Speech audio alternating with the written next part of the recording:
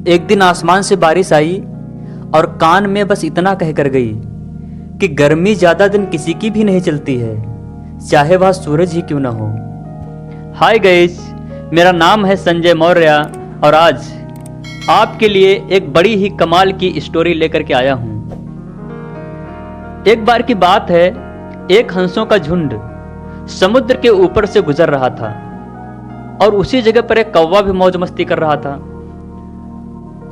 उसने हंसों को उपेक्षा की नजरों से देखा। तुम लोग कितनी अच्छी उड़ान भर लेते हो, कौवा मजाक के लहजे में बोला।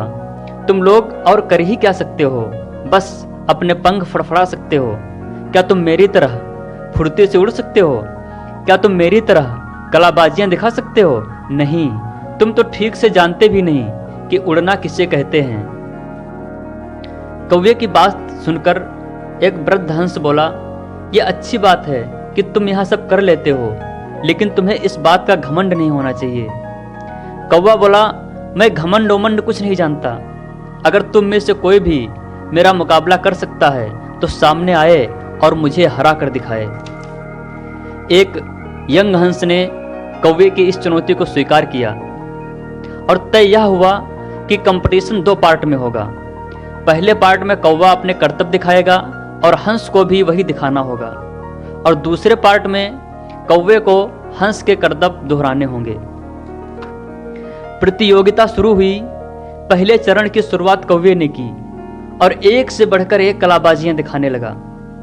वह कभी गोल गोल चक्कर खाता तो कभी जमीन छूते हुए ऊपर उड़ जाता। वहीं हंस उसके मुकाबले कुछ खास नहीं कर पाया। कौवा अब और भी बढ़ चढ़कर बोलने लगा, मैं तो पहले ही कह रहा था कि तुम लोगों को कुछ भी नहीं आता।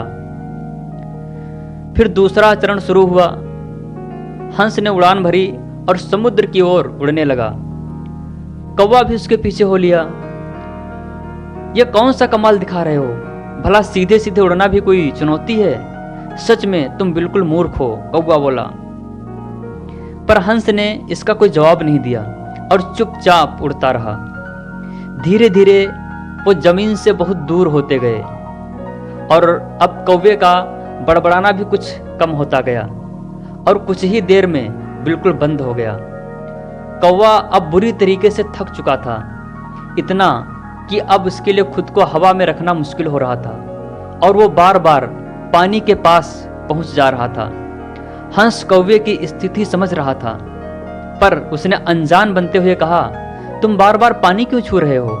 यह कौन सा करतब है तुम्हारा? कौवे की हालत खराब हो रही थी। वह बोला, नहीं, यह कोई करतब नहीं है, प्लीज मुझे माफ कर दो। मैं अब बिल्कुल थक चुका हूं, मुझे बचा लो, नहीं तो मेरी जान चली जाएगी।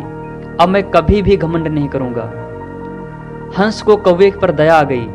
उसने सोचा, कौवा सबक तो सीख ही चुका है, उसे अपनी गलती का एहसास हो गया है, अब इसकी जान बचा लेनी चाहिए।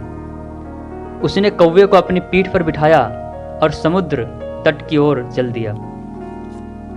दोस्तों, छोटी सी कहानी हमें सिखाती है कि हमें घमंड अहंकार में ज्यादा उड़ना नहीं चाहिए, क्योंकि जब आसमान से गिरोगे तो जमीन पर ही आओगे और सामना उन्हीं लोगों से होगा जिन्हें तुम ठुकराते आए हो।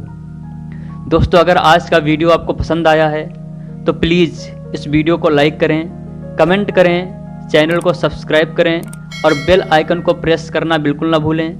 Take care, thank you so much.